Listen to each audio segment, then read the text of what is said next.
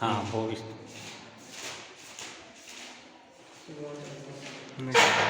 प्रिय छात्रों, आज 8 फरवरी है।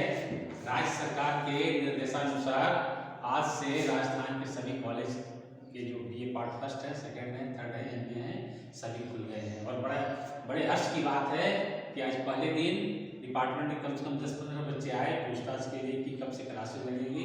और आज पहला दिन है, सहयोग से आपके समक्ष 2-3 बच्चे भी हमारे समक्ष उपस्थित हैं। और ये पद आज लेकर मैं आपके समक्ष उपस्थित हूँ। जैसा कि आप जानते हैं, सुदामा चरित नरोत्तम दास द्वारा रचित एक खंड काव्य है। इस खंड काव्य में कृष्ण और सुदामा की आदर्श मैत्री की गाथा कवि ने प्रस्तुत की है। जैसा कि आप जानते हैं, कृष्ण द्वारकाधीश हैं और सुदामा ब्राह्मण हैं। एक ऐसे ब्राह्मण हैं जो परम संतोषी हैं, जिनका भिक्षा ही जीविकोपार्जन का मुख्य स्रोत है। एक दिन बातों ही बातों में वो अपनी पत्नी को बता देते हैं कि कृष्ण हमारे बाल सखा हैं। वो बचपन में हम दोनों ने संदीपन गुरु के आश्रम में एक साथ शिक्षा ग्रहण की थी। ध्यान रखने की बात है, 2 नंबर में वस्तुनिष्ठ प्रश्न में आ सकता है कि सुदामा और कृष्ण किनके आश्रम में शिक्षा प्राप्त की थी। तो संदीपन गुरु के आश्रम में। अपने पति के मुख से कृष्ण द्वारकाधीश की बात जानकर सुदामा की पत्नी सुबुद्धि अपने पति से बार बार निवेदन करती है कि आप द्वारका जाइए। और कृष्ण के समक्ष उपस्थित होते ही हमारे दिन फिर जाएंगे। कृष्ण महान दानवीर हैं, वो कृपा के निधान हैं। सुदामा संकोचशील ब्राह्मण हैं, वह नहीं चाहते हैं कि अपने इस वृद्धावस्था में उनके समक्ष में जाऊं। वो अपनी पत्नी से कहते हैं कि जीवन की 3 अवस्था बीत गई, अब 4थी अवस्था में मित्र के पास क्यों जाऊं। लेकिन उनकी पत्नी के बार बार हट करने पर, बार बार आग्रह करने पर वो अपने मित्र के समक्ष जाते हैं और उपहार के रूप में वो पाव भर चावल ले जाते हैं। उसी का वर्णन इस पद में है।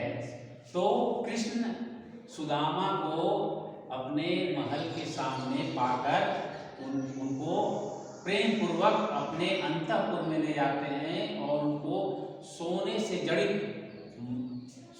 मणियों से जड़ित सोने की चौकी पर बिठाते हैं और उनके चरण खुद प्रक्षालन करते हैं। और पिछले पद में मैंने बताया था, आपने अगर वीडियो देखा होगा, कि कृष्ण अंतर्यामी हैं। वो जान जाते हैं कि सुदामा ने मेरे लिए कुछ उपहार लाया है, लेकिन वो दे नहीं रहे हैं। तो उस पर कहते हैं कि तुम चोरी की आदत में शुरू से ही प्रवीण रहे हो, कुशल रहे हो। सो पहले भी माता ने चना चबेना दिया था, तुमने उसे मुझे दिया नहीं था और खा गए थे। तो इस पद में सुदामा द्वारा लाए गए उपहार का वर्णन है। अब देखिए इसमें क्या है। खोलक यानी खोल रहे हैं। पोटली में, छोटी सी पोटली में पाव भर चावल लेके आए हैं। तो खोलक कौन खोल रहे हैं? सुदामा खोल रहे हैं। सकुचाते हुए, संकोचशीलता है यहाँ पर। क्यों सकुचा रहे हैं? कि राशि ठाट बाट है, राज वैभव है, और वो एक पोटली में, छोटा सा गंदे पोटली में, फटे पोटली में चावल लेके आए हैं। खोलक यानी उस पोटली को खोलते हुए वो सकुचा रहे हैं।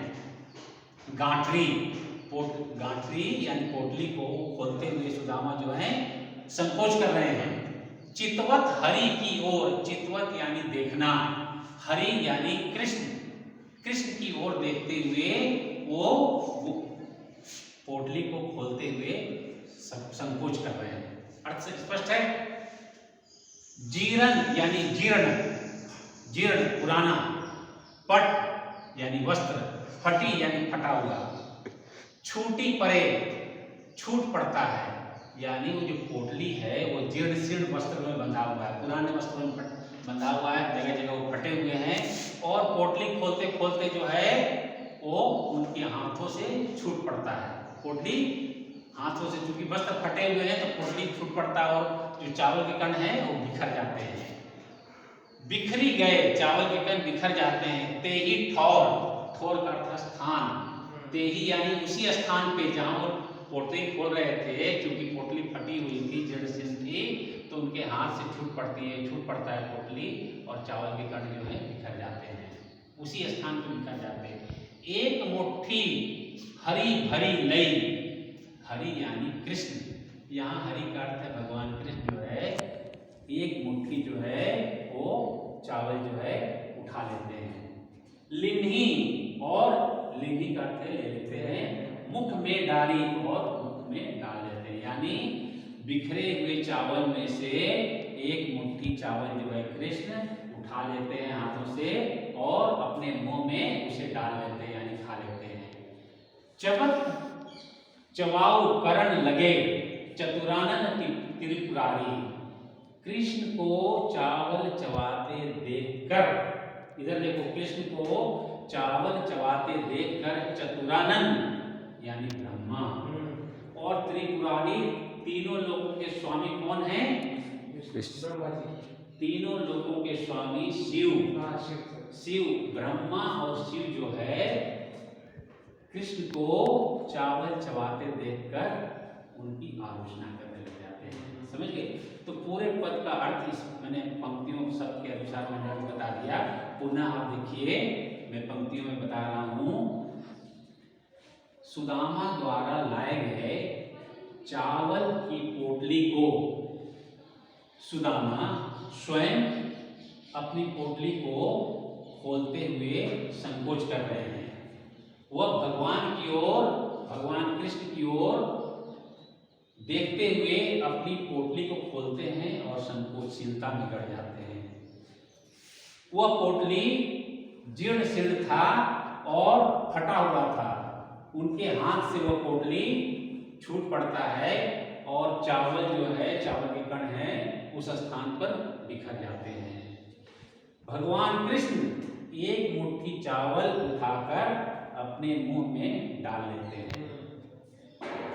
भगवान कृष्ण चावल को जब चबाने लगते हैं तो देवलोक में प्रतिक्रिया होती है और ब्रह्मा और शिव इनकी आलोचना करने लगते हैं। तो ये तो अर्थ हो गया। विशेष में लिखना है, पहली पंक्ति लिखनी है कि इसी में से आपको विशेषता ढूंढनी है। इस पद में से बताइए, आपको कुछ इसमें पता चलता है कि इस पद की क्या विशेषता है? बताइए, क्या इस पद की कोई विशेषता आपको पता चल रहा है? देखिए, इस पद की सबसे बड़ी मुख्य विशेषता है कि इसमें सुदामा की संकोचशीलता का वर्णन हुआ है। सब यहाँ सुदामा की संकोचशीलता का वर्णन हुआ है। ठीक है। दूसरी बात, इस पद में सुदामा की दीनहीन दशा का भी उल्लेख मिलता है। जीर्ण पट यानी उनकी जो वस्त्र हैं फटे हुए हैं। दूसरी विशेषता। तीसरी बात कृष्ण की ये उभर कर आती है कि कृष्ण इतने उदार मना हैं, इतने उदार चित्त के हैं कि वह अपने मित्र द्वारा लाए गए उपहार को सहज स्वीकार कर लेते हैं और मुंह में उसे खाने लगते हैं। कोई अमीरी गरीबी का कोई भेदभाव नहीं है। चौथी विशेषता जो इस पद की ये है कि इस पद में कृष्ण द्वारा चावल को खाने पर देवलोक में क्या प्रतिक्रिया होती है, किस प्रकार चतुरानन और त्रिपुरारी जी इसकी आलोचना करने लगते हैं, इसका वर्णन हुआ है। 4 विशेषताएं मैंने आपको बताई। 5वीं लिखनी है आपको। इस पद की भाषा जो है ब्रज भाषा है। नरोत्तम दास गिर द्वारा रचित सुदामा चरित ब्रज भाषा में रचित एक ऐसी रचना है जिसमें सरलता, सहजता, बिल्कुल सरल सहज पद है, समझिए। और वाक्य योजना भी, वाक्य गठन भी बहुत अच्छा है, बहुत प्रभावशाली है। और छंद की दृष्टि से यहाँ दोहा छंद का प्रयोग हुआ है। ठीक है, बस इतना ही इस पद में आपको जानना है। पद इतना महत्वपूर्ण है। इसके बाद वाला जो पद है, कल जो पढ़ेंगे, वो बेहद महत्वपूर्ण पद है। उसमें कमला यानी लक्ष्मी पर, धनपति कुबेर पर, सुमेरु पर्वत पर कृष्ण के द्वारा खाए गए चावल का क्या प्रभाव पड़ता है, इसका वर्णन है। 9 सिद्धियों में 8 सिद्धियों पर क्या प्रभाव पड़ता है, इसका वर्णन अगले पद में हुआ है। तो अगले पद कल देखेंगे। धन्यवाद।